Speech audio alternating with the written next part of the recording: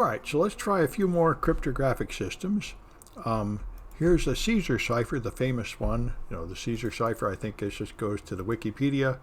This is the Caesar cipher where you take each letter and move it a certain number of steps in the alphabet. So here you're moving everything back 2 spaces. So D goes to B and E goes to C and so on. And there are various versions of it. But here I think I just used the one where you take bytes and roll them around. So you can encrypt this text with a key of 7, moving everything forward 7. And then you can start decrypting stuff. So the Caesar cipher is, of course, pretty easy in Python. If you just use the things we did back in bytes and strings, you can easily do it. And here's Vignere cipher, where you use 8 keys in sequence for each of the first 8 bytes, and then you reuse those keys. So you're going to have to brute force quite a few of them. But you know that the file is going to be a ping image, and if you Google information about the ping header, you can predict what the right answer is for some of those bytes, and that will save you a lot of time. Anyway, so there's a few challenges there based on the Caesar cipher. The Caesar cipher, when applied from 0 to 255 on at a binary level, is actually a pretty good way to obfuscate things like images and binary files, so they won't run until you know how to decrypt them. Yeah, all right. And then there's XOR. XOR is a part of really strong encryptions like AES, and it works 1 bit at a time. So if you have the data and the key, if they're both the same, either both 0 or both 1, then the answer is 0. If they are different, the answer is 1. Another way to say that is, you start with the data, and if the key has a 1, you flip that bit. And if the key has a 0, you don't flip that bit. Those both turn out to be the same thing. So if you want to, characters are ASCII encoded. This is what A, B, and C are in ASCII. This is 65, 66, and 67. So if I want to do A, X, or B, I have A and B here. These bits are different, so I get a 1. Those are different, so I get a 1. These zeros are the same. The 1s are the same. So I get the binary code 3, which is an unprintable mark. And so that's what happens if you do capital A and XOR it with a lowercase s, then you get this, which is in fact the numeral 2. So XOR is a pretty good way to scramble data so it's hard to read. It's not by itself strong enough to be considered good encryption, but just obfuscation, but it's used as part of other ciphers. So you can make that in Python very easily. Here's plain text. You just, for every character in the plain text, you use the ORD function to turn that character back into its numerical representation, and then you can do the XOR in numbers with an integer value key, and then you stick it back into a character with CHR. So at least for ASCII characters, this will work. And so if you want to move hello and move everything 3 bits, then you see it here, HELLO, KFOOL. That shows you it's not moving it 3 in the alphabet, it's XORing it with 3, so it's more complicated than that. Like you can see E goes to F, but H goes to K.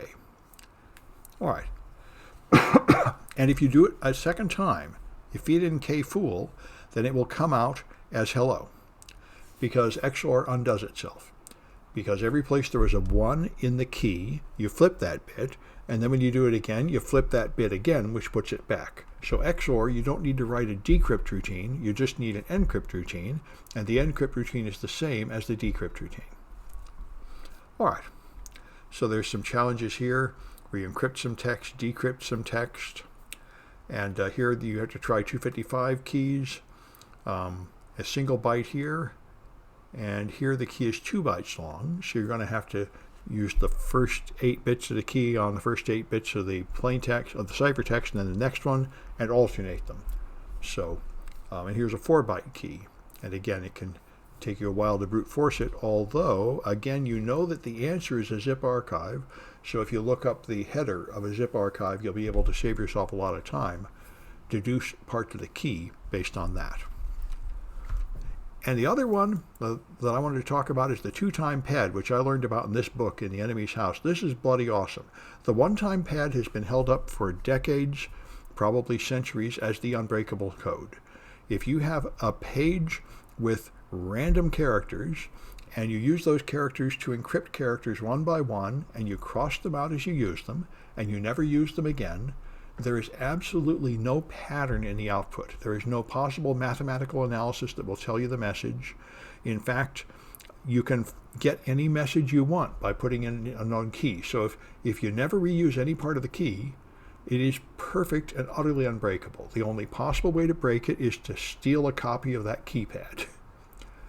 There's no way you can do it from what's transmitted, which is fine. The problem is in World War II, it might have been World War I, I think it was World War II, the Russians didn't have enough random keys. So they put in their key generator more layers of carbon paper and paper to make multiple copies of the same keys and distributed them. So they would have had messages being sent encrypted with the same one-time pad key. And the one-time pad is amazing. It's perfect and unbreakable, but if you make the mistake of using the same pad twice, it shatters like glass and becomes trivial to crack. And you can see that here. So here's my key string: unbreakable, awesome, secret, secure system. I should use random characters, but I used readable characters here. So I'm going to encrypt this message 407. And what I'm going to do is XOR it. So I'm going to take these characters and XOR it with a character in the key, and then I'll produce this mess, a lot of unreadable binary stuff. So the F is the first character in the message, and U is the first character in the key. So F XOR U gives me a 0x13, and so on. And so if I only do this once, it's well nigh unbreakable. But all right. So if you know the key, you can decrypt this stuff. But here's the crib drag attack. The key starts with the space.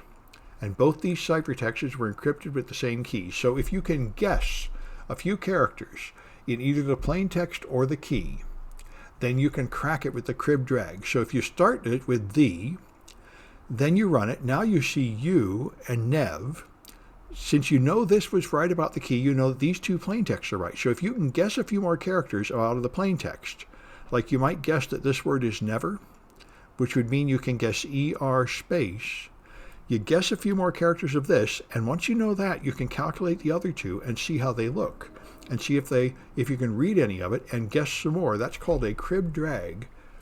You just guess a word to start from, and once you get any part of it looks good, you expand it with guessing, and this turns out to be very easy. You don't even need a computer, although computers help. And so there's a variety of these. These two were encrypted with the same key. These were encrypted with the same key. And I give you nothing else to work from at all, and you will find that it is entirely possible to decrypt them, even though they're encrypted with the supposedly unbreakable one-time pad. The two-time pad is not hard to break at all. And in order for me to do this, I wrote a Python interactive program where it would print them all out and then ask me which one do you want to guess. I would put in the guess, and it would calculate the rest and print it. So it would just sort of automate the process. It was kind of fun. Made a sort of little game out of it, like a crossword kind of game. But anyway, that's a fun cryptographic weakness.